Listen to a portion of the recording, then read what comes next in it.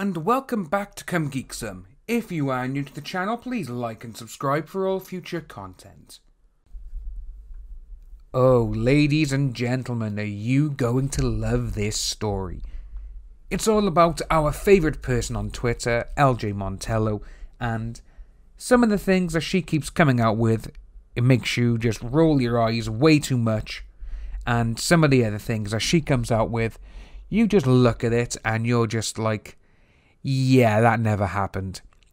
And one of the biggest things for me is that she has said numerous times that from such a young age, she has been in foster care, and obviously she was a big player of the foster system, and she went from home to home.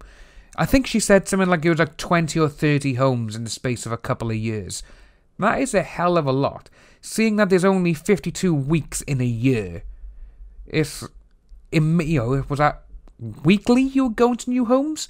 Every other week you were being shipped around or something? What was going on?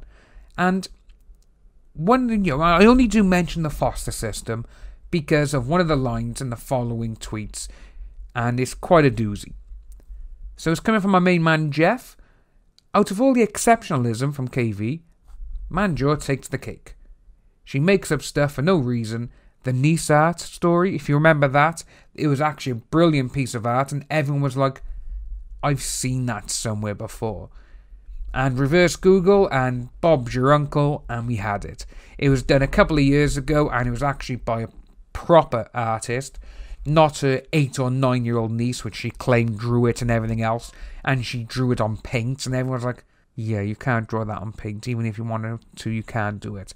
And it was just brilliant, because she even tried defending it then, but then she shifted the blame onto her sister. It's like, wow, you cannot take anything, can you?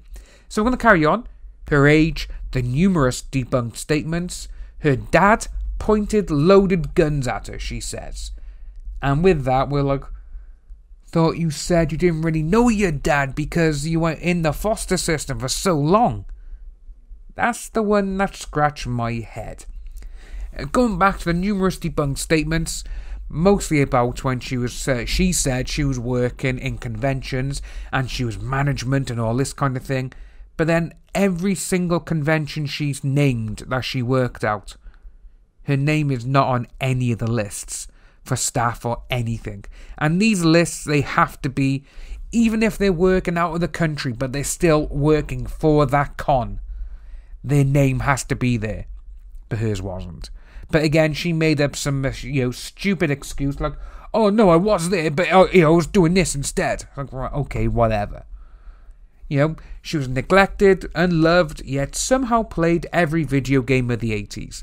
And why Jeff is saying that is mostly because there's been a few tweets recently where we've seen her going on saying, I love the 80s NES, every single game I played, I done this, I done that. Okay, that's fair. If you were this damaged person so much, everything that was happening to you, you wouldn't have time to play video games. Going from house to house, going from family to family, whatever. You would not have had the time to do all of that, So we're going to move on to the actual tweets that she has sent. So please kindly refrain from telling a woman who's been working conventions as long as you've been alive that she doesn't know anything. Because unlike you, I was there. So she's saying she was there. We haven't got the actual part she was replying to, but I assume that someone said something to her, she didn't like it, and she's brought their age into it because, again, this is what these type of people do. They'll either bring your age into it, they'll attack people around you, or they will attack how many followers you have. It's simple bullying nature. The next tweet she said, hiya, middle-aged former con management here and white-collar management by trade. First of all, I would not let her manage a paper bag.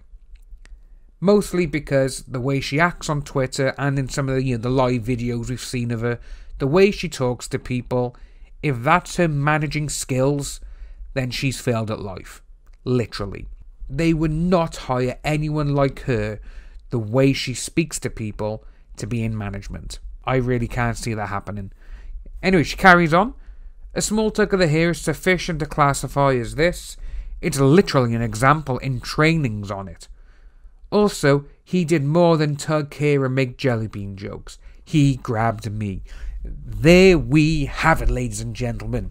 She has changed her story so many times. And it's all regarding V, because she has said things where she went, "Oh no, nothing happened to me," to, "Oh no, it did," to then retracting that, saying, "No, nothing happened," to now, "Oh, it has," then retracting it again, and now she's saying, "He grabbed me," which is just really funny. And this is what she had to say then. "I've had to work beside my," after I immediately reported it, and he kept his job with 2 strikes. "Being contractor, they let me go a week or so after that. That crap messes with you. Amazing what these children refuse to understand." And like I just said, she's referring to people as children because, again, that could actually be done under the age and gender things that are currently on Twitter, where you can report accounts for, because she's calling people children because she's literally going on saying, "Huh, you children, you don't know what I'm saying." It's like when a girl says, "Don't call me babe," and you just go back, "Huh, alright babe." That's exactly what she's doing there. She's trying to be big and mighty over people, and it's not just working. And I really do find it funny, again, when she's saying being contractor, they let me go a week or so after that. Well, first of all, no, they wouldn't. If you were part of a union, even if you're not part of a union, and someone gets rid of you on false grounds like that, because of what happened to you, supposedly what happened to you, you can get them done. But again, you would know all of this because, you're getting really, really friendly with Greg Douchet. But again, they don't. These people, they spout all this stuff, and they just do not know what they're saying to people. They do know what they're doing, and with the Montello and a few other people now on their side, they have said so many lies, they just cannot keep track of what they've said. And I'm going to end this video on one little note, which again cracks me up. The thing is, these people keep saying to us, "Oh, you're making all these lies up and everything else." If we're making lies up because all we do is read what you type, then there's something wrong with your brain, and that is the reason you cannot get on in life the way you are at the moment. If you are new to the channel, please like and subscribe, hit that notification bell, spread the video far and wide, and I'll see all you lovely people soon.